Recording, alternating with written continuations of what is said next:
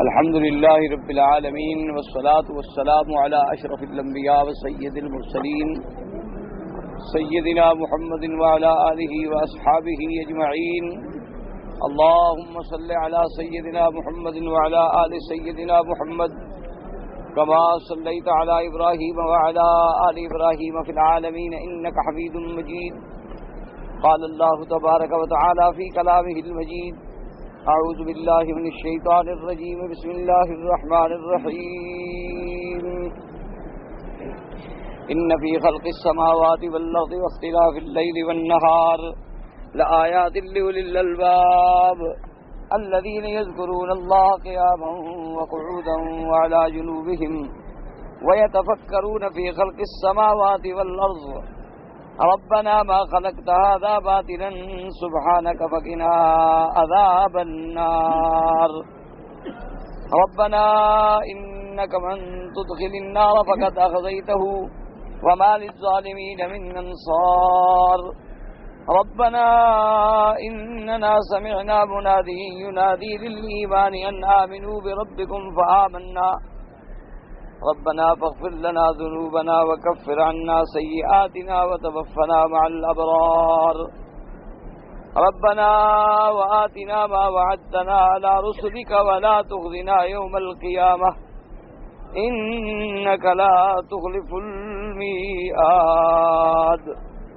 قال المؤلف رحمه الله تعالى: وقد تقدم هذا الحديث من رواية الطبراني في أول الآية، وهذا أيضا يقتضي أن تكون هذه الآيات مكية والمشهور أنها مدنية.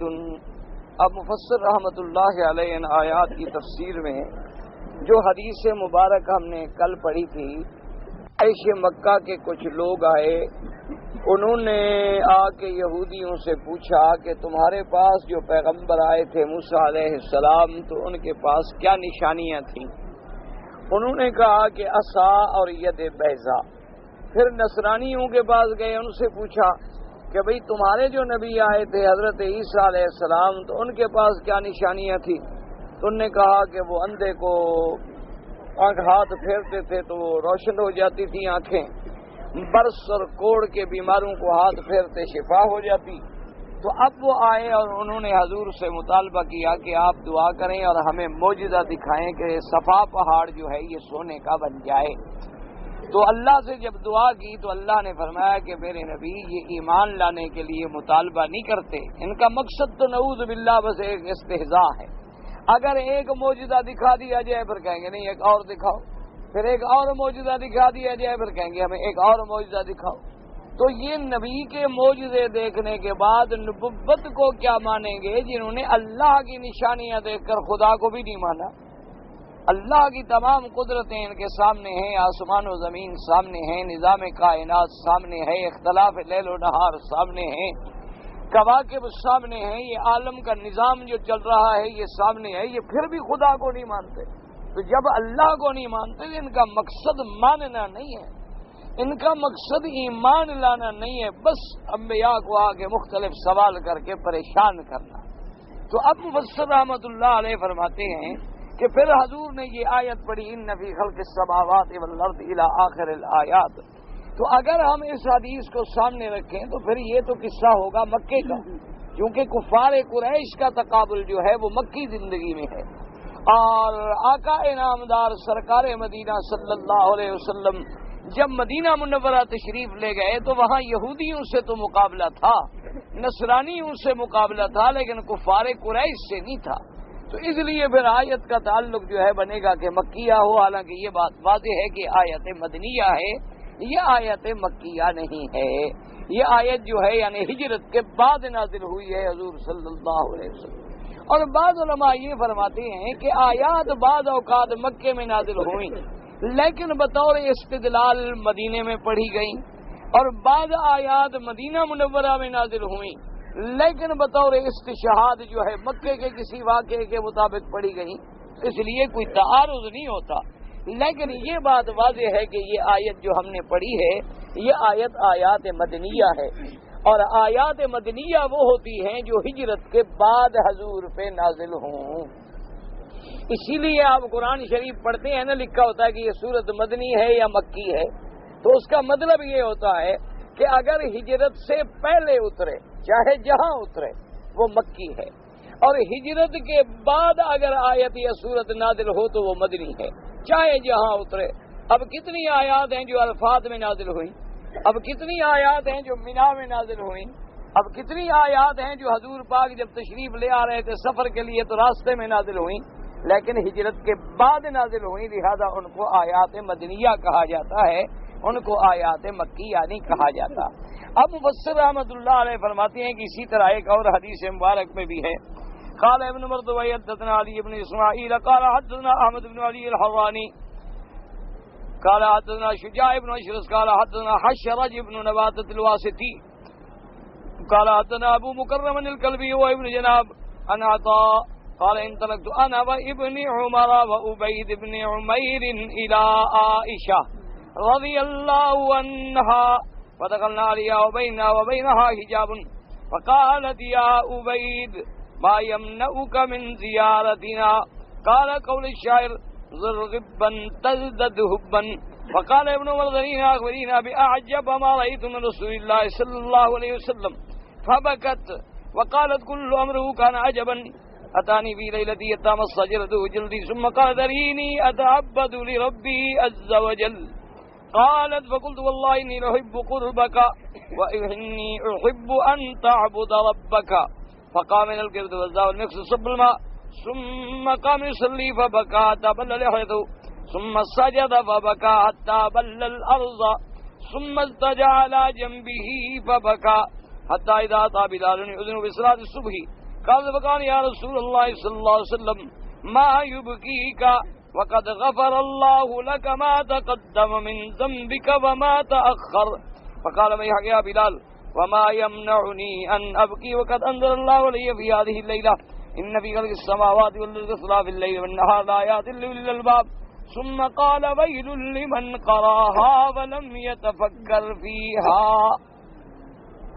اب اس حدیث مبارک میں یہ آتا ہے، حضرت عطا فرماتی ہیں کہ انطلقت انا، کہ میں اور حضرت عبداللہ ابن عمر اور حضرت عبید ابن عمیر رضوان اللہ تعالی علیہم اجمعین، یہ ہم سب اکٹھے ہو کے بی بی عائشہ کے دروازے پہ گئے رضی اللہ تعالی عنہا، اور فرماتی ہیں کہ یہ اس دور کا قصہ ہے کہ جب آیت حجاب نازل ہو چکی تھی، پردے کا حکم آ چکا تھا، تو پردے کے حکم آنے کے بعد اب کسی آدمی کو سامنے آنے کا حق نہیں تھا، چاہے وہ امہات المومنین ہیں، حالانکہ حضور کی جتنی بیویاں ہیں وہ تمام امت کے لیے ماں کا درجہ رکھتی ہے، اور بلکہ بعض علماء نے لکھا ہے کہ ہر لحاظ سے وہ ہماری حقیقی ماں سے بھی افضل ہیں، کیونکہ حقیقی ماں کا رشتہ تو فقط نسب کا رشتہ ہے، اور وہ ایک ایسا رشتہ ہے جو اللہ نے قائم فرمایا ہے کہ ہن امہاتکم، کے نبی کی بیویاں جو ہیں وہ تمہاری مائیں، اور وہ رشتہ جو ہے ہمارا نص قطعی کے ساتھ، فرمان خداوندی کے ساتھ۔ اور پھر اسی طرح وہ نسبت جو انہیں ملی ہے امہات المؤمنین کی، اس کی وجہ کیا ہے کہ ازواج النبی صلی اللہ علیہ وسلم کے وہ میرے مدنی سرکار کی بیویاں ہیں، حضور صلی اللہ علیہ وسلم کی بیویاں ہیں، تو بنسبت ازواج النبی ان کا مقام اتنی بلند ہے کہ ہماری حقیقی مائیں ان کے سامنے کیا حیثیت رکھتی۔ لیکن اس کے باوجود بھی پردہ تھا کہ اگر کوئی آدمی حضور کی بیوی سے اپنی اماں سے بھی مسئلہ پوچھنے کے لیے جاتا تو درمیان میں باقاعدہ پردہ حائل ہوتا، درمیان میں چادر تھی، درمیان میں وہ دروازے پہ پڑا ہوا موٹا سا ٹاٹ تھا، بوری تھی، اور صحابہ باہر بیٹھتے، بی بی صاحبہ دروازے کے قریب آ جاتی، وہ سوال کرتے، تو جب بی بی صاحبہ دروازے کے قریب آ گئیں، حضرت عطا فرماتے ہیں کہ میں نے، حضرت عبداللہ ابن عمر نے اور حضرت عبید ابن عمیر نے بی بی پہ سلام عرض کیا، تو بی بی صاحبہ نے پوچھا عبید ابن عمیر سے کہ بھی کیا بات ہے عبید ابن عمیر، تم بڑی مدت ہو گئی ہمیں ملنے بھی نہیں آتے ہو، تم اچھے بیٹے ہو کہ اپنی ماں کے پاس ملنے کے لیے بھی نہیں آتے۔ تو عبید ابن عمیر نے کہا کہ اما عائشہ، اصل بات یہ ہے کہ جیسے کہ کسی شاعر کا بھی قول ہے کہ ذر غبن تزدد حبن، کہ کبھی کبھی حاضر ہوا کرو، کبھی کبھی ملا کرو، اس سے محبت اور تعلق جو ہے وہ بڑھتا ہے۔ لہذا روز آنا جانا جو ہے آدمی کا قدر کھو دیتا ہے، آدمی کی عزت و عظمت جو ہے وہ ختم ہو جاتی ہے۔ تو اس لیے میں نے احتیاط کی کہ زیادہ دیر کے بعد حاضر ہو جاؤں۔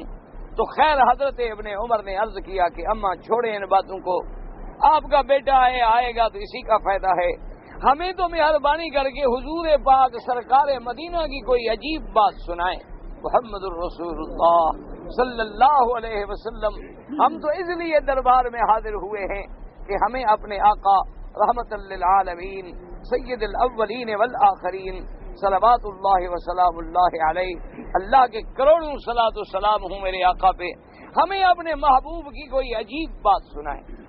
تو بی بی عائشہ نے کہا کہ بیٹا کیا پوچھتے ہو، حضور کی تو ہر بات ہی عجیب، حضور کا تو ہر عمل عجیب تھا، حضور کا ہر قول جو ہے وہ عجیب تھا، کون کون سی بات میں سناؤں، محبوب کا ہر عمل محبوب ہوتا ہے۔ فرمانے لگی بی بی صاحبہ کہ ایک رات کا واقعہ ہے کہ آقا انعامدار سرکار مدینہ صلی اللہ علیہ وسلم تشریف لائے اور میرے بستر پہ آگے لیتے، حتیٰ کہ میرے بالکل قریب ہوئے، مس جلدہ بجلدی، آپ کا بدن میرے بدن سے ٹکرایا، اور اس کے بعد حضور نے فرمایا کہ عائشہ اچھا اب چھوڑے، میں اٹھ کے اپنے اللہ کی عبادت کرتا ہوں۔ بی بی عائشہ نے کہا حضور مجھے بھی تو آپ کا قرب جو ہے وہ محبوب ہے نا، میں یہ بھی تو نہیں چاہتی نا کہ حضور مجھ سے دور ہو جائیں، اور میں یہ بھی نہیں چاہتی کہ آپ اپنے اللہ کی عبادت نہ کریں، اللہ کی عبادت بھی تو بہرحال آپ کو محبوب ہے۔ تو بی بی صاحبہ فرماتی ہیں کہ حضور اٹھے، مشکیزہ لٹکا ہوا تھا، اس سے آپ نے کوئی زیادہ پانی نہیں ضائع کیا، بڑے احتیاط کے ساتھ وضو کیا۔ ہمیشہ حکم ہے کہ پانی کا اسراف نہ کیا جائے، یعنی آدمی وضو میں اتنا پانی استعمال کرے جتنی ضرورت ہے۔ یہ بہت بڑا گناہ ہوتا ہے، جیسے ہمارے ہاں لوگ بس ٹونٹیاں کھول دیتے ہیں اور جا رہا ہے پانی، اور ادھر والے ادھر والے سب پہ پانی پڑ رہا ہے اور حضرت وضو فرما رہے ہیں۔ یہ وضو سے زیادہ گناہ ہوتا ہے، کسی مسلمان کو ایذا پہنچانا جو ہے وہ حرام ہے، اس کے کپڑوں پہ تم نے چھینٹے ڈال دیے، اس کے بدن پہ تم نے چھینٹے ڈال دیے، اس کے حیت کو تم نے خراب کر دیا، تو یہ باعث گناہ ہے۔ اتنا پانی کھولیں گے جس سے آپ آرام سے وضو کریں اور کسی دوسرے کو بھی تکلیف نہ پہنچے۔ حتیٰ کہ علماء نے تو یہاں تک لکھا ہے کہ اگر تم دریا کے کنارے پہ بیٹھے ہو اور دریا کے کنارے سے وضو کر رہے ہو تو پھر بھی پانی میں اسراف نہ کرو، یہ نہ سمجھو کہ بھی دریا ہے کیا فرق پڑ جائے گا، بس بیٹھا ہے اور کھیل رہا ہے اور دھو رہا ہے اور اپنا آرام سے بیٹھے ہوئے پانی ضائع کر رہا ہے، یہ حکم نہیں۔ اس لیے حضور صلی اللہ علیہ وسلم آقا انعامدار سرکار نے وضو فرمایا اور بی بی فرماتی ہے ولم یصب کثیرن، بہت زیادہ پانی نہیں گرایا، بس اتنی پانی گراتے جتنی ضرورت تھی۔ وضو کرنے کے بعد بی بی صاحبہ فرماتی ہیں کہ حضور صلی اللہ علیہ وسلم آقا انعامدار سرکار مدینہ صلی اللہ علیہ وآلہ وسلم نے کھڑے ہو کے نماز پڑھی، اور نماز پڑھنے میں یہ عالم تھا کہ فبکا، اتنا روئے حضور، اتنا روئے حضور نماز میں، فبل لحیتہ، آپ کی داڑھی مبارک جو تھی وہ آنسوؤں سے تر ہو گئی۔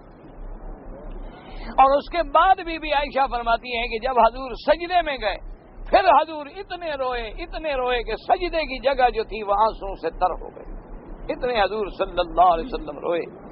آپ جب نماز سے فارغ ہو گئے تو آپ اپنے داہنے ہاتھ پہ لیٹ گئے، اور اس لیٹے ہوئے بھی حضور اتنے روئے کہ آپ کی داڑھی مبارک تر ہو گئی۔ اس کے بعد حضرت بلال آئے رضی اللہ تعالیٰ عنہ، انہوں نے آ کے خبر دی کہ یا رسول اللہ اذان ہو گئی ہے اور نماز کی تیاری ہے۔ اس کے بعد بی بی فرماتی ہے کہ میں نے عرض کیا، اسی طرح معلوم ہوتا ہے کہ سیدنا بلال نے بھی عرض کیا کہ یا رسول اللہ آپ اتنے کیوں رو رہے ہیں، اتنا آپ کیوں غمگین ہیں؟ اللہ نے تو آپ کو خبر دے دی ہے، غفر اللہ لک ما تقدم من ذنبک وما تأخر، کہ میرے نبی اگر آپ سے کوئی غلطی پہلے ہوئی یا بعد میں ہم سب معاف کر چکے۔ تو جب اللہ نے آپ کی ہر بات معاف کر دی ہے، اللہ نے آپ کو معصوم بنایا ہے، اللہ نے آپ کو افضل الانبیاء بنایا ہے، اور سب سے پہلے جنت میں آپ داخل ہوں گے، تو پھر آپ کیوں رو رہے ہیں؟ حضور نے فرمایا وہی حقی، کہ آپ نے فرمایا یہ کلمہ ہوتا ہے ابھی غصے میں کہتا ہے لیکن بد دعا مراد نہیں ہوتی، ورنہ اس کا ترجمہ تو یہ ہوتا ہے کہ ہلاکت ہو۔ لیکن مراد ہلاکت نہیں ہوتی، تنبیہ ہوتی ہے۔ ہم نے فرمایا کیا کہہ رہی ہو؟ آج رات مجھ پہ اللہ نے قرآن کی ایک ایسی آیات اتاری ہیں، اور پھر یہ آیات حضور نے تلاوت فرمائی، ان فی خلق السماوات والارض واختلاف اللیل والنہار الی آخر الآیات آپ نے پڑھا، اور آپ نے فرمایا ہلاکت ہو اس بندے کے لیے کہ جو ان چیزوں پہ گزرے اور اللہ کے قرآن کو پڑھے اور اللہ کی نشانیاں قدرت کو دیکھے اور اس میں تفکر نہ کرے۔ تو جو اللہ کے ان آیات میں، ان نشانیوں میں تفکر نہیں کرتا، اس کے لیے بھی ہلاکت اور بربادی۔ اس لیے حضور صلی اللہ علیہ وسلم یعنی اللہ کی ان نعمتوں میں تفکر کر کے رو رہے تھے، تو ثابت یہ ہوتا ہے کہ حضور نے فرمایا انزل علیہ، آج رات مجھ پہ یہ آیات نازل ہوئیں، اور یہ واقعہ جو ہے مدینہ منورہ کا ہے۔ تو لہذا مفسر رحمت اللہ علیہ کا اس حدیث مبارک کے ذکر کرنے کا مقصد یہ ہے کہ یہ آیات مدنیہ ہیں اور ہجرت کے بعد نازل ہوئی ہیں، حضور صلی اللہ علیہ وآلہ آلہ واصحابہ وسلم تسلیما کثیرا کثیرا پر، اور یہی وہ آیات ہیں سورۃ آل عمران کی جو ہمیشہ میرے آقا تہجد کے وقت آسمان پہ نظر فرما کے یہی آیات تلاوت فرماتے تھے، اور انہی آیات میں اللہ نے اپنے بندوں کا ذکر کیا ہے، اپنے عباد مومنین کا ذکر کیا ہے کہ جو میرے بندے ہیں، جو مجھ سے ڈرنے والے ہیں، جو اصحاب عقل ہیں، جو اولو الالباب ہیں، وہ ہر وقت ان کو میری یاد ہے، کھڑے ہیں تو میرا ذکر ہے، بیٹھے ہیں تو میرا ذکر ہے، لیٹے ہیں تو میرا ذکر ہے، ہر وقت یا میرے ذکر میں ہے یا میرے فکر میں ہے، کسی اور چیز کی طرف تو ان کا دھیان ہی نہیں ہوتا۔ اگر وہ دنیا کے امور بھی سر انجام دیتی ہیں لیکن دل اللہ کی طرف اٹکا ہوا ہوتا ہے۔ اسی لیے ایک اور حدیث مبارک میں آیا کہ مومن کی تو نشانی یہ ہوتی ہے کہ چاہے وہ اپنے گھر میں بیٹھا ہے، قلبہ معلق بالمسجد، اس کا دل جو ہے وہ اللہ کے گھر مسجد میں اٹکا ہوتا ہے کہ ابھی نماز کا وقت ہوگا، ابھی وضو کریں گے اور ابھی مسجد جائیں گے، تو اس کے دل جو ہیں وہ اللہ کے ذکر میں لٹکے ہوئے ہوتے ہیں۔ اسی لیے اللہ والوں کی یہ شان ہے، اس لیے آپ نے دیکھا ہے کہ بڑے اللہ والے بزرگ جو گزرے ہیں تو وہ انہوں نے ایسے ایسے طریقے اور ایسی ایسی محنتیں کی ہیں اپنے اوپر بھی اور اپنے دوستوں پر بھی کہ انسان کی زبان پہ ہر وقت اللہ کا ذکر ہو، دل میں بھی ہر وقت اللہ کا ذکر ہو، سانس میں بھی ہر وقت اللہ کا ذکر ہو، کیونکہ یہ اللہ کا ذکر ایسا ہے کہ جس کے بارے میں حکم ہے کہ یا ایھا الذین آمنوا اذکروا اللہ ذکرا کثیرا۔ رمضان کے روزے ہیں لیکن ایک مہینے کے لیے، نمازیں ہیں لیکن 24 گھنٹے میں صرف 5 نمازیں ہیں، حج ہے لیکن زندگی میں ایک بار ہے، لیکن اللہ کا ذکر ہے جو ہمیشہ کے لیے، کہ آدمی زندہ ہے، آدمی جب تک دنیا میں موجود ہے، آدمی گھر میں ہے، کاروبار میں ہے، اٹھ رہا ہے، بچوں میں ہے، اولاد میں ہے، سبق میں ہے، طواف میں، ہر حال میں بس اللہ کا ذکر۔ لا یزال لسانک رطبا بذکر اللہ، حضور نے فرمایا تیری زبان ہر وقت اللہ کے ذکر سے تر و تازہ رہے۔ اور ایک روایت میں آیا کہ اتنا اللہ کا ذکر کرو، اتنا اللہ کا ذکر کرو کہ حتی یقال انہ مجنون، لوگ کہیں دیکھو بھی وہ دیوانہ جا رہا ہے، دیوانہ۔ دیکھا نہیں مجنون کو کیوں کہتے تھے لوگ مجنون؟ ورنہ اس کا نام مجنون تھوڑا تھا، اس کا نام تو قیس تھا، وہ مجنون کوئی نام تو نہیں تھا۔ وہ ہر وقت جو لگا رہتا لیلا لیلا لیلا، لوگوں نے کہا دیکھو مجنون پاگل ہے، جب دیکھو لیلا، جب دیکھو لیلا۔ تو وہ ایک عورت کے عشق میں اتنا دیوانہ ہو، تو اللہ اور اللہ کے رسول کے عشق میں بھی دیوانہ نہ ہو، تو اللہ اور اللہ کی رسول کی یاد میں بھی اتنی دیوانہ نہ ہو جائے کہ وہ تو ایک عورت کے لیے مجنون بن گیا، ایک عورت کے لیے ساری دنیا نے اسے دیوانہ بنا دیا، لیکن تم اپنے خدا کو یاد کرنے میں بھی دیوانے نہ بن سکو۔ اس لیے صحابہ کی یہ عادت تھی، قرآن پاک نے خود صحابہ کی زندگی کا نقشہ کھینچا ہے، فرمایا والذین معه وشداء علی الکفار رحماء بینہم تراہم رکعا سجدا یبتغون فضلا من اللہ ورضوانا۔ اللہ نے فرمایا میرے مدنی کی جماعت کو دیکھو، یا دیکھو کبھی رکوع میں کھڑے ہیں، یا دیکھو تو سجدے میں پڑے ہیں، اور کیا ہے ہر وقت اپنے اللہ کی رضا کے طالب ہیں۔ سیماہم فی وجوہہم من اثر السجود، اللہ نے فرمایا سجدوں کے کثرت کی وجہ سے، اللہ کی عبادت کی وجہ سے ان کے چہروں پہ علامات ہیں، لیکن یاد رکھو یہ چہرے کی علامت یہ نہیں ہوتی ہے جو نشان پڑ جاتے ہیں گرمی شرمی سے، دھوپ سے، یہ آدمی ہم جیسے مکے میں آدمی نماز پڑھے پتھر ہوتا ہے، گرم ہوتا ہے دھوپ کی وجہ سے، یہ کوئی نشان نہیں. یا کوئی آدمی ویسے ماتھا رگڑ رگڑ کے اتنا بڑا نشان بنا لے، یہ نشان جو ہے یہ تو بلکہ علماء نے لکھا ہے اس سے تو بغض ہوتا ہے کہ یہ نفرت کی علامت ہے کہ اپنے آپ کو بڑا عابد ظاہر کرتا ہے، ریا کرتا ہے، ریا اور سمعت کا طالب ہے. یعنی لوگوں کو یہ دکھانا چاہتا ہے کہ میں اتنا بڑا نمازی ہوں کہ میری پیشانیوں پہ داغ پڑ گئے. یہ بات نہیں ہوتی. سیماہم فی وجوہہم من اثر السجود، یعنی کثرت عبادت کی وجہ سے اللہ چہرے پہ ایسی رونق لے آتے ہیں، ایسا نور لے آتے ہیں کہ آدمی دیکھ کے حیران ہو جاتا ہے. آپ دیکھیں کہ بعض اوقات خالص سوڈانی لوگ ہیں، حبشہ کے لوگ ہیں، نائجیریا کے لوگ ہیں، بالکل سیاہ رنگ ہے، لیکن کثرت عبادت کی وجہ سے ان کے چہرے پہ ایک جاذبیت ہے، آدمی کا دل کرتا ہے کہ ان سے بات کرے.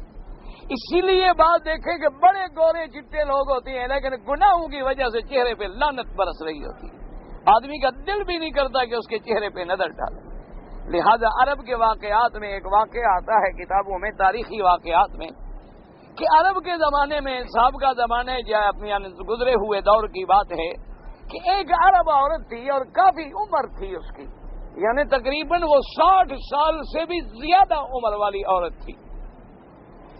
لیکن خدا کی شان ہے اس کے چہرے پہ ایسا جمال تھا، اس کے چہرے پہ ایسا جمال تھا کہ نوجوان لڑکیاں دیکھ کے حیران ہو جاتی کہ پتہ نہیں یہ کون سا میک اپ کرتی ہے، یہ کون سی کریمیں استعمال کرتی ہے کہ اس کے چہرے پہ جمال ہی جمال ہے، چہرے پہ نظر نہیں ٹھہرتی، اتنا جمال ہے. تو ایک دن انہوں نے اس سے آ کے پوچھا کہ اماں جان ہمیں بھی بتاؤ وہ کون سی دوائیں ہیں جو تم استعمال کرتی ہو کہ تیرے چہرے پہ ایسی رونق ہے، تیرے چہرے پہ ایسا جمال ہے. تو اس نے کہا بیٹی میں جو دوائیں استعمال کرتی ہوں میں نہیں بتاتی، اگر میں بتا دوں تو تم استعمال نہیں کرو گی. انہوں نے کہا کہ نہیں ہم وعدہ کرتے ہیں. اس نے کہا تو پھر سنو، جب سے اللہ نے مجھے ہوش دیا ہے میری نظر کسی غیر محرم پہ نہیں پڑی، جب سے اللہ نے مجھے ہوش دیا ہے میرے بدن میں حرام کا لقمہ نہیں گیا، مجھے اللہ نے جب سے ہوش دیا ہے میری رات مصلی پہ کٹتی ہے اور دن میرا اللہ کے قرآن کی تلاوت میں گزرتا ہے. اگر تم بھی حسن و جمال حاصل کرنا چاہتی ہو تو بیوٹی پارلر سے نہیں ملے گا، یہ ملے گا اللہ کے قرآن میں، یہ تمہیں ملے گا حدیث مصطفیٰ میں، یہ تمہیں ملے گا عقل حلال میں، اور یہ تمہیں ملے گا صدق مقال میں. جیسے آپ نے دیکھا نہیں ہے کہ ایک آدمی نے کسی سے آ کے تمنا کی، اس پہ بڑا احسان کیا، بڑی احسان مندی کی، اور احسان کے بعد اس نے کہا کہ حضرت میں آپ کا بڑا دیر احسان ہوں، اب کوئی مجھے حکم دے.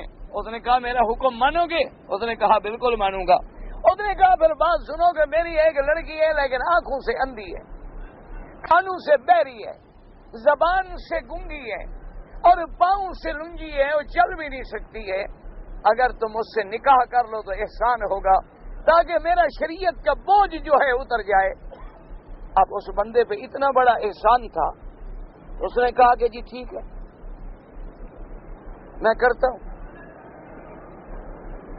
آپ کا اتنا مجھ پر احسان عظیم ہے کہ میں انکار نہیں کر سکتا. ٹھیک ہے میں حاضر ہوں، بس تمہاری بیٹی اندھی ہے، گونگی ہے، بہری ہے، لنگڑی ہے، جیسی بھی ہے بس ٹھیک ہے مجھے قبول ہے. خطبہ ہوا، نکاح ہوا، سب کچھ ہو گیا. جب وہ شام کو رات کو اپنے کمرے میں تشریف لے گئے تو وہاں جا کے دیکھا کہ ایسی شہزادی عورت بیٹھی ہے، اتنی بڑی بڑی آنکھیں ہیں، اتنا جمال ہے، کمال ہے. وہ حیران ہے، وہ دوڑے بھی. اس نے کہا ٹھہرو کیوں دوڑ رہے ہو؟ اس نے کہا بھی میں نے جس لڑکی سے شادی کی ہے مجھے تو کہا گیا تھا وہ اندھی ہے، تم تو اندھی نہیں ہو. مجھے کہا گیا تھا کہ وہ بالکل بہری ہے، تم تو بہری بھی نہیں ہو. مجھے کہا گیا وہ گونگی ہے، تم تو بول رہی ہو ٹھیک ٹھاک. مجھے کہا گیا وہ چل نہیں سکتی، تم تو بھاگ کے مجھے پکڑ رہی ہو. اس نے کہا یہ بات نہیں ہے، میرے والد نے امتحان رکھا تھا. گونگے ہونے کا مطلب یہ ہے کہ میں نے کبھی غیر محرم سے بات نہیں کی. بہرے ہونے کا مطلب یہ ہے کہ میرے کانوں نے غیر مرد کی کبھی بات سنی نہیں.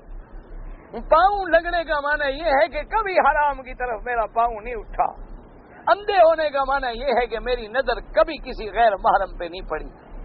یہ معنی تھا، یہ تھوڑا ہے کہ میں اندھی تھی، یہ معنی ہے. اور میرے والد اس انداز میں کہتے تھے کہ لوگ اگلے کا بھی امتحان ہو کہ کیا ایسی لڑکی قبول کرتا ہے، تو اس لیے آپ نے قبول کر لیا میں ہی آپ کی بیوی ہوں۔ اور پتہ ہی پھر یہ اس لڑکی سے کون پیدا ہوا؟ امام ابو حنیفہ۔ یہ حضرت ثابت کی بیوی تھے، اس سے پھر نعمان پیدا ہوئے۔ اللہ تبارک و تعالی رحمت فرمائے۔ پھر ایسے لوگ، پھر ایسے والدہ بھی ایسی ہوتی ہیں نا۔ پہلے مائیں جو تھی نا جی، قرآن پڑھ کے دودھ پلاتی تھیں تو بیٹے امام بنتے تھے۔ اب اگر گانا سنا کے دودھ پلاتی ہیں تو بیٹے بھی ایکٹر بنتے ہیں۔ یہ سیدھی سی بات ہے، یہ تو کاروبار ہے۔ یہ تو جیسی کرو گے ویسی بھرو گے۔ تم گندم بو گے گندم کاٹو گے، جو بو گے جو کاٹو گے۔ آج کل ماں جو لوری دیتی ہے بیٹے کو تو فلمی گانے سے نا، تو بیٹا کیا کرے گا؟ بڑا ہو کے کرکٹر بنے گا یا ایکٹر بنے گا یا اور کوئی گانے والا سنگر بنے گا، یعنی یہ کوئی بلا بنے گا، وہ کوئی امام نہیں بنے گا۔ پہلی مائیں جو تھیں وہ وضو کرتی تھیں، وضو کر کے بسم اللہ الرحمن الرحیم۔ بچہ دودھ پی رہا ہے، ماں قرآن پڑھ رہی۔ بچہ دودھ بھی پی رہا ہے اور کان سے اندر اللہ کا قرآن بھی داخل ہو رہا ہے۔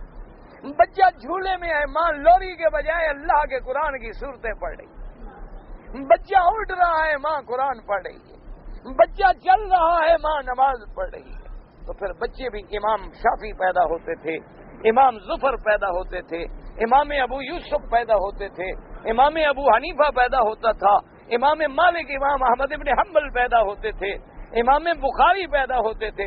دیکھا نہیں، امام بخاری فرماتے ہیں کہ میں بالکل ابھی بچہ تھا، میری آنکھیں چلی گئی، اللہ نے میرا نور چھین لیا، ابھی بچے تھے۔ اور میری ماں فرماتی ہیں کہ مصلی پہ روتے روتے روتے روتے روتے روتے پوری رات گزر جاتی تھی مصلی پہ کہ اللہ، میں نے تو نیت کی تھی کہ اپنا بیٹا تیرے نبی کے دین کے لیے وقف کر دوں گی، اور تو نے میرے بیٹے کی آنکھیں بھی لے لی ہیں، تو اب بیچارہ معذور ہو جائے گا، تو میری وہ تمنا بھی پوری ہوگی کہ نہیں ہوگی؟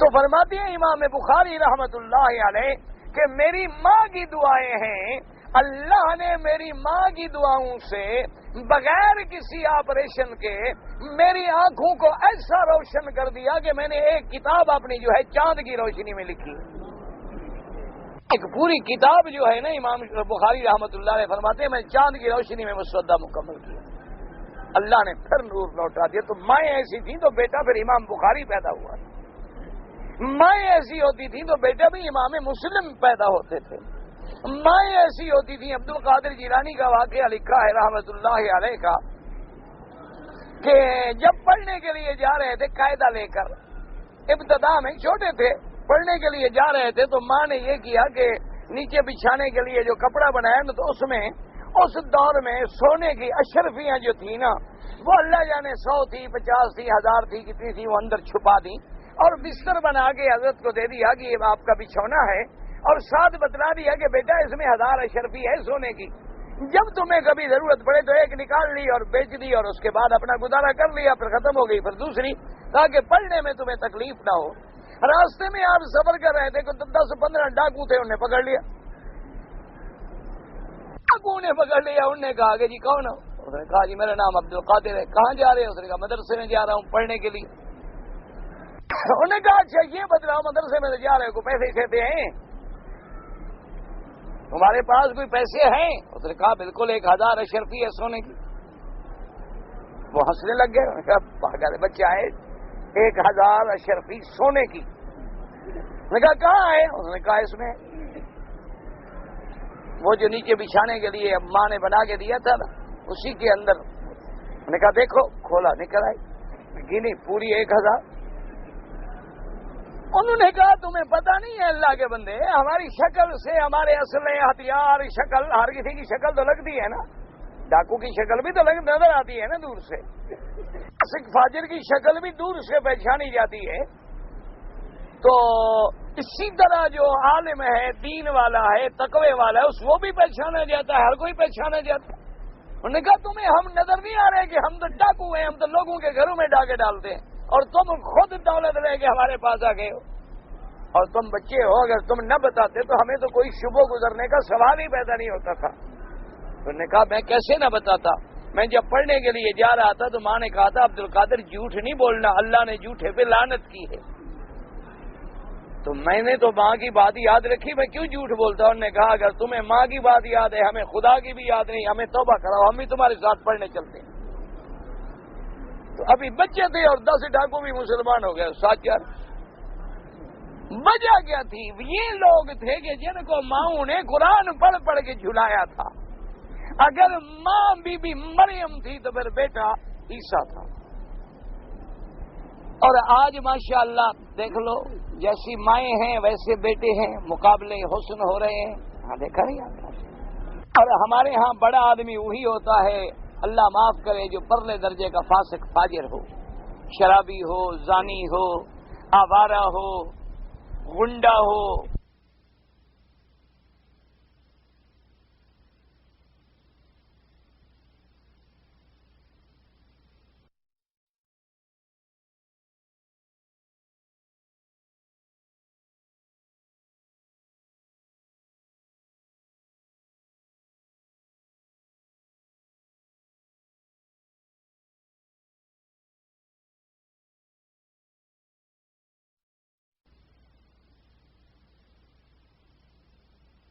والوں کہتے ہیں جی بڑا سردار ہے، بڑا سردار۔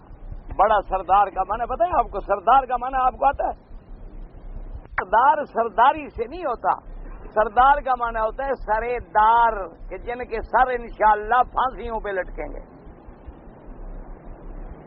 جنہوں نے غریبوں پہ ظلم کیا، فکر نہ کرو، دنیا میں یا آخرت میں سزا ملے گی، اللہ مظلوموں کی ضرور سنتے۔ اتقوا دعوت المظلوم، مظلوم کی آہ سے بچو، لیس بینہ و بین اللہ حجاب، اللہ اور اس کے درمیان میں کوئی پردہ نہیں ہو۔ اللہ تبارک و تعالیٰ سے دعا کرو، اللہ پاک ہمیں صحیح معنوں میں مسلمان بنا دے۔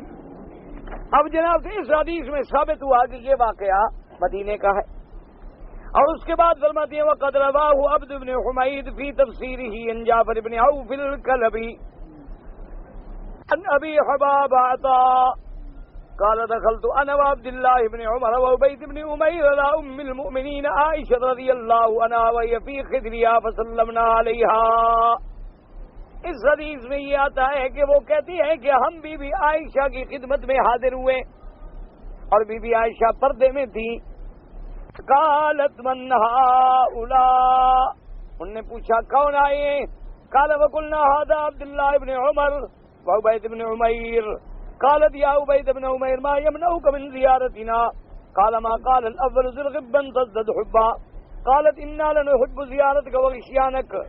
قال عبد الله بن عمر دعينا من بطالتكما هذه، حضرت عبداللہ بن عمر نے کہا ان باتوں کو چھوڑیں، اخبرینا بأعجب ما رأيت من رسول الله،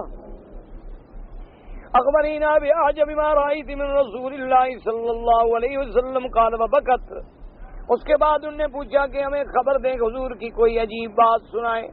بی بی عائشہ رو پڑی۔ ثم قالت کل امرہ کان عجبا، حضور کی بات کیا پوچھتی ہیں، ان کا تو ہر کام جو ہے وہ ایک عجیب چیز تھی۔ قال اتانی فی لیلتی حتی دخل معی فی فراشی، حضور پاک صلی اللہ علیہ وسلم تشریف لے آئے، آگے میرے بستر پہ لیٹے، حتی لگا جلدہ بھی جلدی، یعنی اتنے قریب ہوئے کہ میرا بدن سے ٹکرایا۔ ثم قال یا عائشہ اذنی لی اتعبد لربی، اس کے بعد فرمایا کہ عائشہ مجھے اجازت دو تاکہ میں اللہ کی عبادت کروں۔ یعنی یہ مقام ہے، یہ حقوق ہیں بی بی کے کہ اللہ کا نبی ہے، اللہ کی عبادت کرنا چاہتا ہے لیکن بیوی سے اجازت لے رہے ہیں، کیوں؟ آخر بیوی کا بھی تو حق ہے نا، جیسے خامد کا حق ہے بیوی پر، جیسے فقہا نے مسئلہ لکھا ہے کہ کوئی عورت جو ہے وہ نفلی روزہ نہیں رکھ سکتی، نفلی روزہ اور نفلی عبادت میں مشغول نہیں ہو سکتی جب تک کہ اپنے خامد سے اجازت نہ لے، اس لیے کہ خامد کا حق ہے، اس نے اگر روزہ رکھ لیا اور ہو سکتا ہے دن میں خامد کو خواہش ہو جائے، تمنا ہو جائے اور بیوی روزے کے ساتھ ہو، اس لیے حکم ہے کہ بیوی کہہ دے کہ بھئی میں نے کل روزہ رکھنا ہے، نفلی اجازت ہے، میں روزہ رکھ لوں، تو خامد سے اجازت لے۔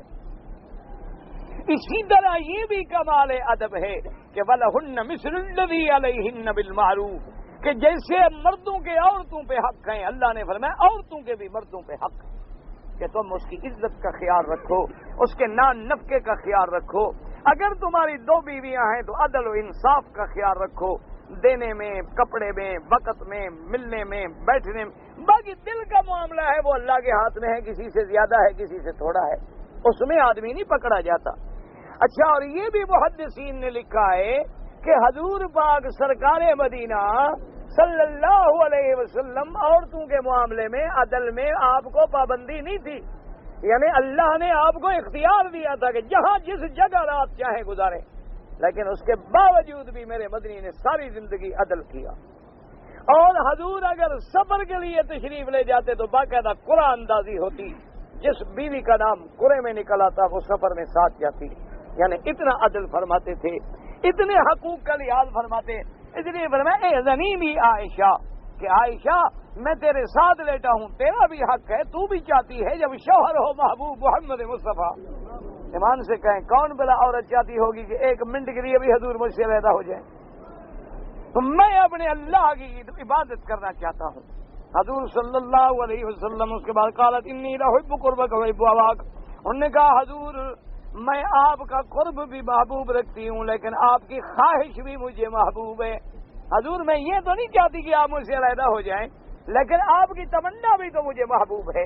اگر آپ کو اللہ کی عبادت کی طرف ہے تو ٹھیک ہے، آپ عبادت فرمائیں، آپ کی خواہش جو ہے وہ بھی مجھے عزیز ہے. قالت وقام الی قربۃ فی البیت، آپ اٹھے سامنے مشکیدہ تھا وما اکثر فی سب الماء، آپ نے زیادہ پانی جو ہے ضائع نہیں کیا. ثم قام فقرأ القرآن ثم بكى حتى رأيت أن دمه قد بلغت حقويه. قال ثم جذب حمد الله وأثنى عليه ثم بكى حتى رأيت دمه قد بلغت حجره. قال ثم اتقى على جنبه الأيمن ووضع يده تحت خده. قال ثم بكى حتى رأيت دمه قد بلغت الأرض فدخل عليه بلال فآذنه بصلاة الفجر. بی بی کہتی ہیں کہ حضور روتے رہے. میں نے دیکھا کہ حضور صلی اللہ علیہ وسلم کے آنسو جو ہیں یہاں تک پہنچ گئے. پھر حضور بیٹھے روتے میں نے دیکھا حضور کے آنسو جو ہیں آپ کے دامن میں، آپ کی گود میں گر رہے ہیں. پھر حضور پاک جب لیٹے میں نے دیکھا کہ آپ کے آنسو جو ہیں زمین میں مل رہے ہیں، اتنی حضور رو رہے ہیں. اور اس کے بعد حضرت بلال آئے، انہوں نے آ کے خبر دی کہ حضور نماز تیار ہے، اذان ہو گئی. ثم قال الصلاۃ یا رسول اللہ فلما رآہ بلال یبکی، یعنی حضرت بلال نے کہا الصلاۃ، نماز تیار ہو گئی، خبر دینے کے لیے آئے. جب دیکھا بلال بکاری یا رسول اللہ تب کی وقت غفر اللہ لک ما تقدم من ذنبک وما تأخر.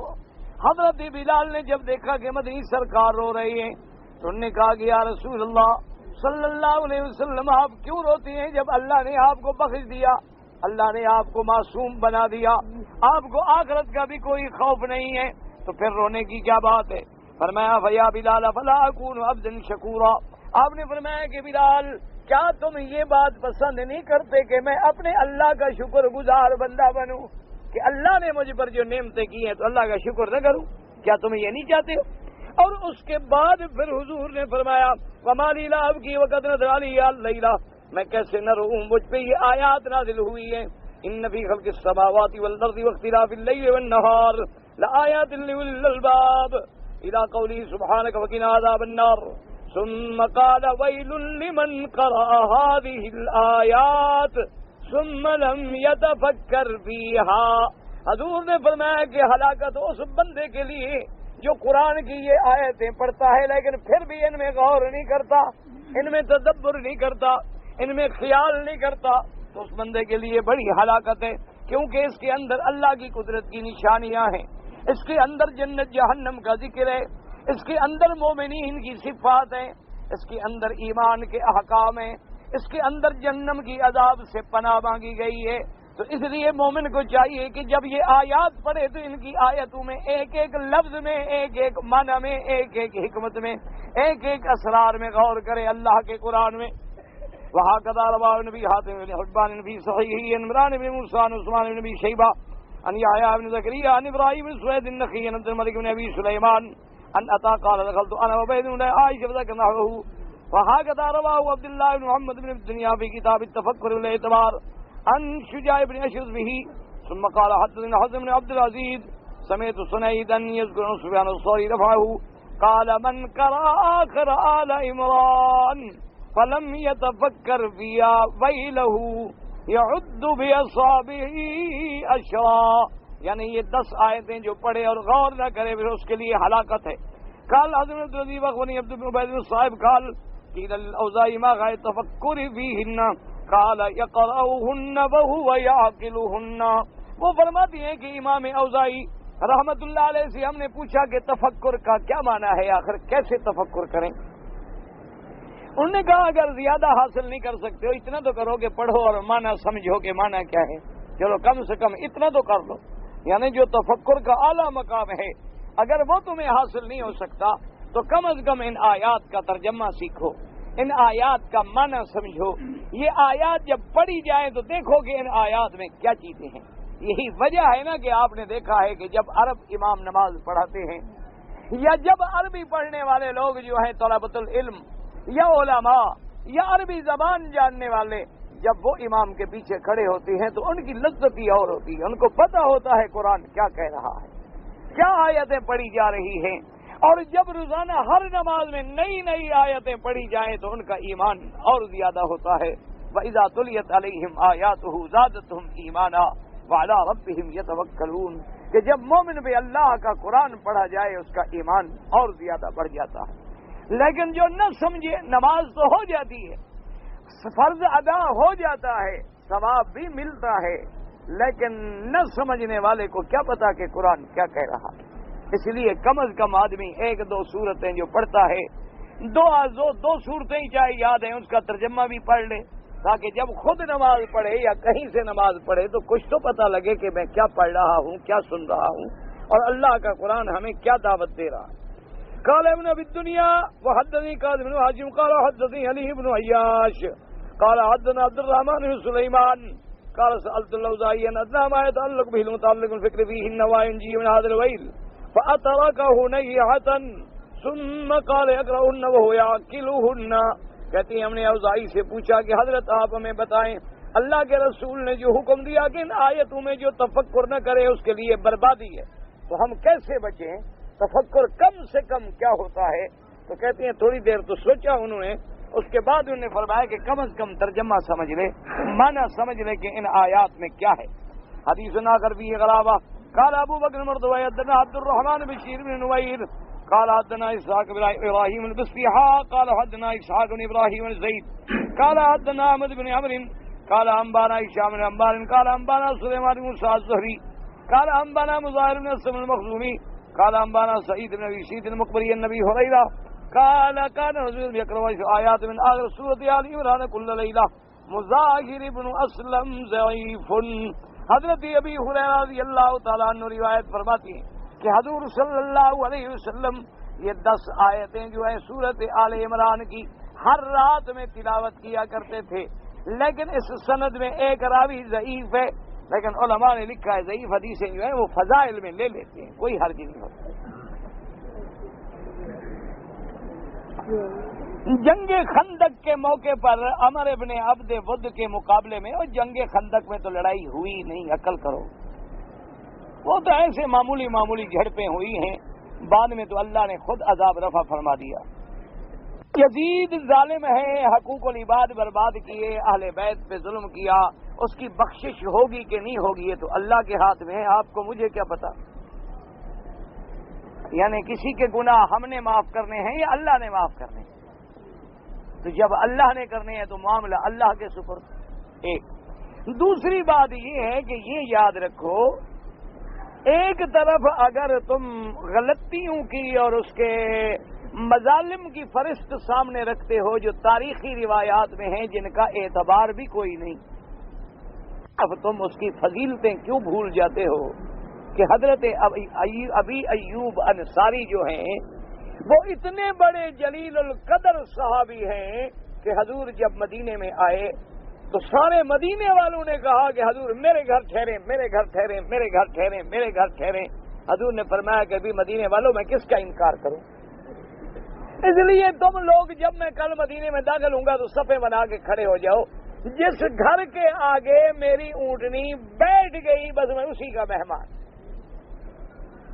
اور میری اونٹنی ایسے نہیں بیٹھتی جب تک اللہ نہ بٹھائے. تو حضور کی اونٹنی اسی ابی ایوب کے گھر کے آگے آ کے بیٹھ گئی. تو یہ پہلا صحابی ہے جس کے گھر میں حضور میزبان یعنی حضور مہمان ٹھہرے.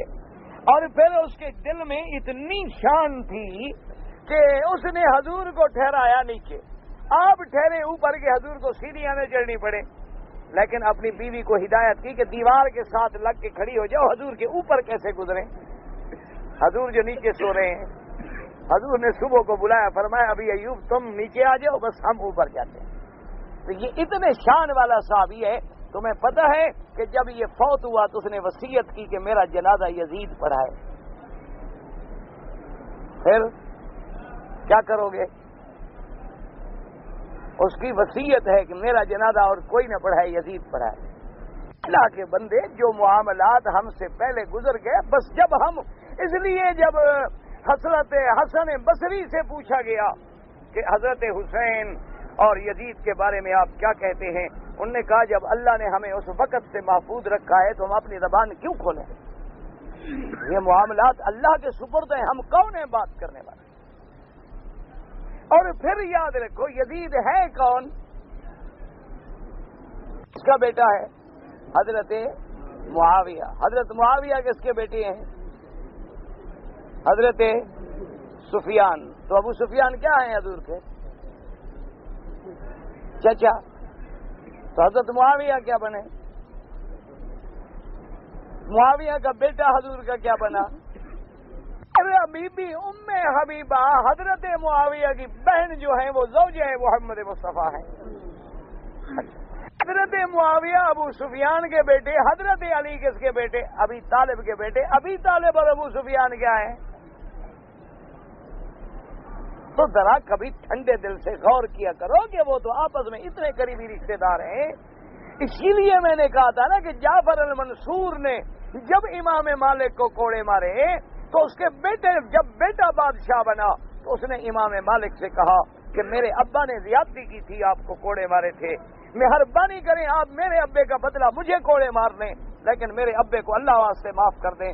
تو حضرت مالک رونے لگ گئے. انہوں نے فرمایا بیٹا تیرے ابا نے جب مجھے کوڑے مارے تھے، چونکہ تم لوگوں کو نسبت ہے حضور کے خاندان سے، جب مجھے کوڑا لگتا تھا میں اسی وقت معاف کر دیتا تھا.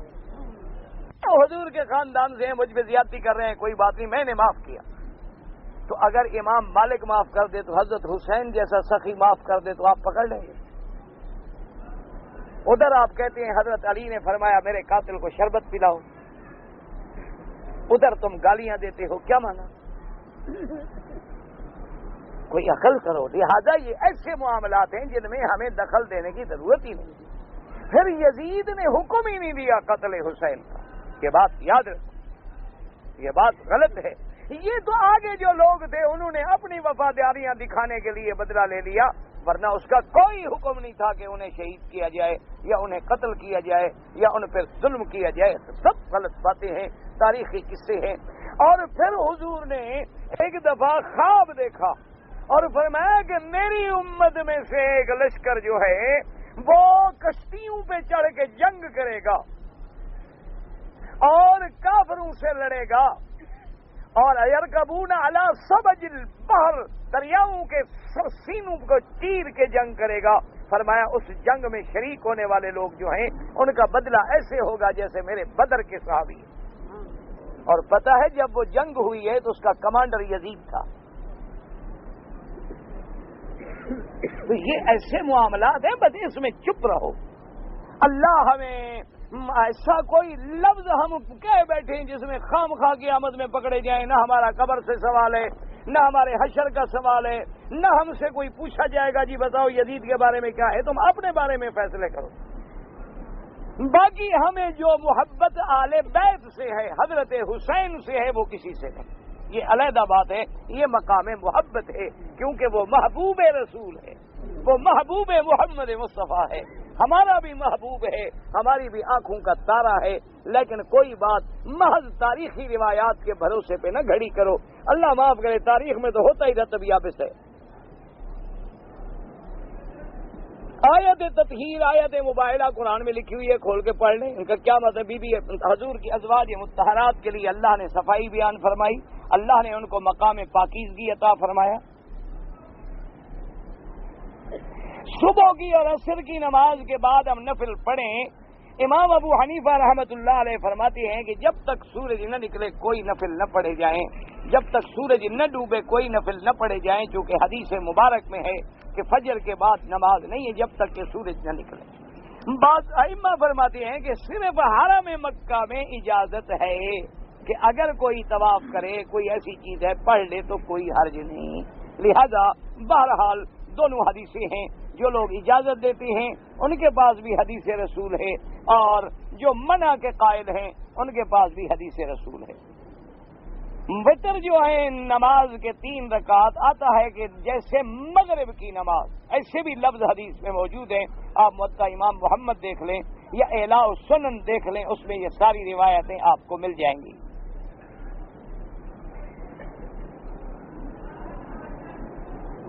اصل بات یہ ہے کہ نماز جو ہے اگر رہ جائے اللہ معاف کرے، اگر بیمار ہے مر گیا اللہ سے دعا کرو اللہ بخش دے، بس۔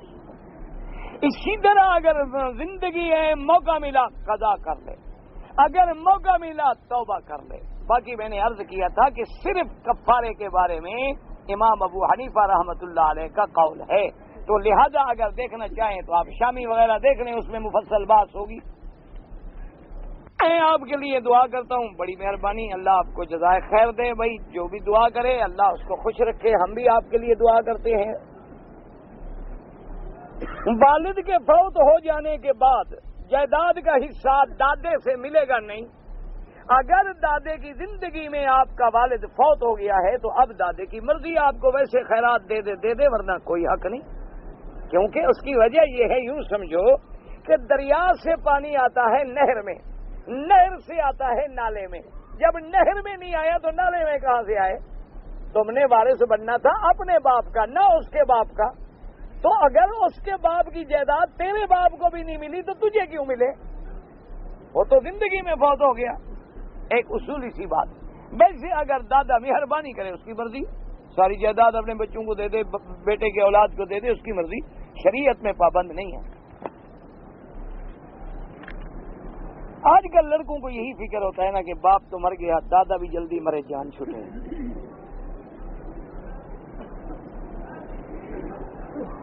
بھائی بچوں کو دین تو ہم نے سکھایا نہیں، باقی رہ گئی دنیا۔ بس جب دیکھتے ہیں کہ یہ بوڑھے بوڑھے جو ہیں نوے سال ہو گئی، سانپ بن کے بیٹھے ہوئے ہیں، مرتے ہی نہیں، جان نہیں چھوڑتے، تو کیا کریں؟ وہ اسی فکر میں ہیں کہ کیا کریں، جلدی مرے جان چھوٹے۔ اللہ تبارک و تعالی رحمت سے بہرحال ہر آدمی اپنے باپ کا وارث ہے، باپ کے باپ کا نہیں۔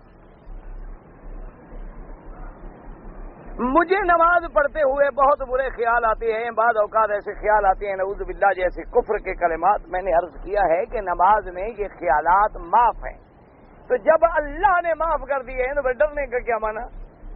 بھئی آدمی ڈرتا تو اللہ سے ہے نا کہ اللہ ہمیں پکڑ نہ لے، اللہ نے فرمایا معاف ہے تو بات ختم ہو گئی۔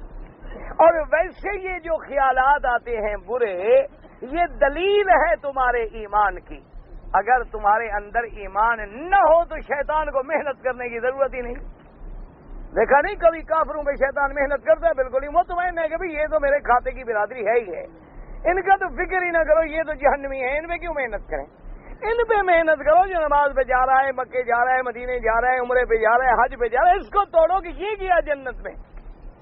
اس لیے وسوسے اسی کو ڈالے جاتے ہیں جس کے دل میں ایمان ہو، ایمان نہ ہو تو وسوسہ آتا ہی نہیں۔ میں نے ایک مصیبت میں گرفتار ہو گیا، میں نے منت مانی کہ 40 علماء بلاؤں گا اور قرآن پڑھواؤں گا۔ اب اللہ نے مجھے بچا لیا تو کیا کروں؟ بالکل مولویوں کو بلاؤ، ماشاءاللہ مولوی حلوہ کھانے کے لیے تیار ہیں، ضرور ختم کرواؤ۔ اسی طرح کے بے وقوف منتیں مانیں گے تو ہمارا کام چلے گا نا۔ اگر ایسے بے وقوف لوگ مر جائیں تو ہم کہاں سے کھائیں گے؟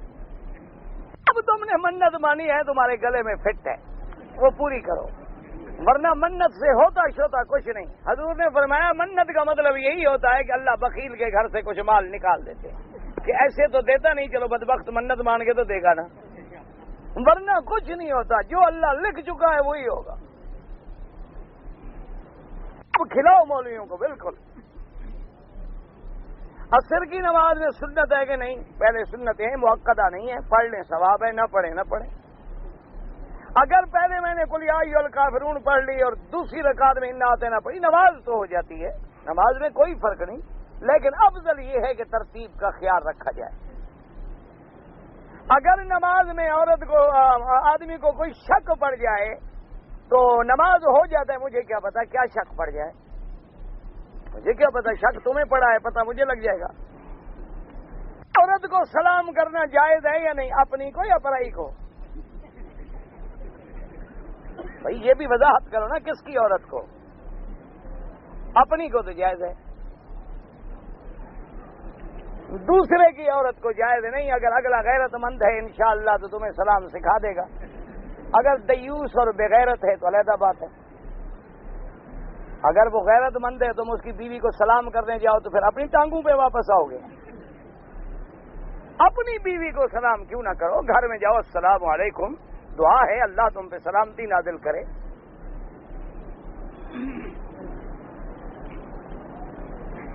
حضور پاک کا وضو کی کیفیت کس طرح تھا؟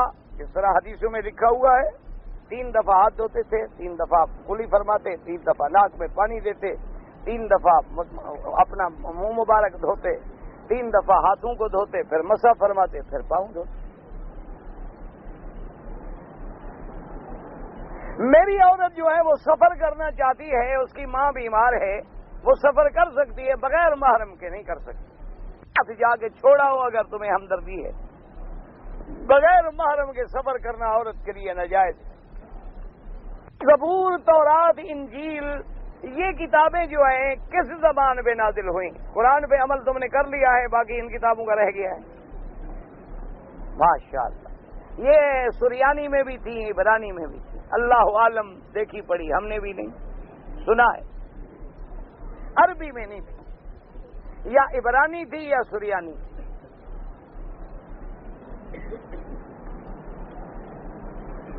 ہماری والدہ معذور ہیں، میں نے ان کی اجازت کے بغیر عمرہ کر لیا، اللہ قبول فرمائے، لیکن اگر ماں باپ معذور ہو تو ان کی اجازت کے بغیر حج کرنے کی بھی اجازت نہیں ہے۔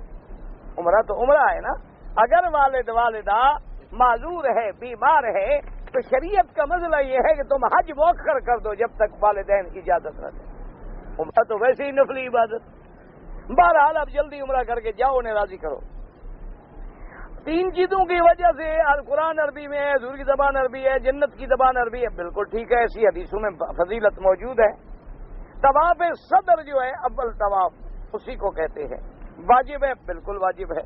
واللہ تعالی اعلم وعلمہ اتم۔ اللهم صل على سيدنا محمد وعلى آل سيدنا محمد كما صليت على إبراهيم وعلى آل إبراهيم في العالمين إنك حميد مجيد۔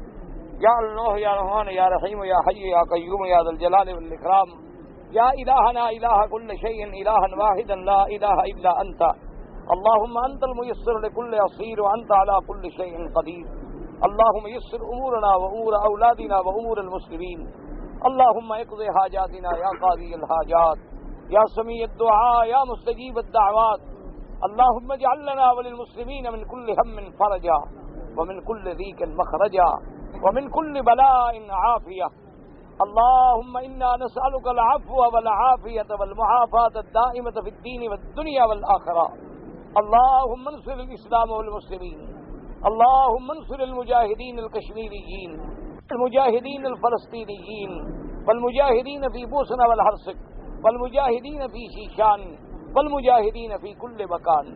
یا اللہ مسلمانوں کی عزت کا فیصلہ فرما، یا اللہ کفر کی ذلت کا فیصلہ فرما۔ اللہ اکبر، اللہ اکبر۔ ربنا آتنا فی الدنیا حسنۃ وفی الآخرۃ حسنۃ وقنا عذاب النار۔ صلی اللہ تعالی علی خیر خلقہ سیدنا محمد وعلی آلہ واصحابہ اجمعین۔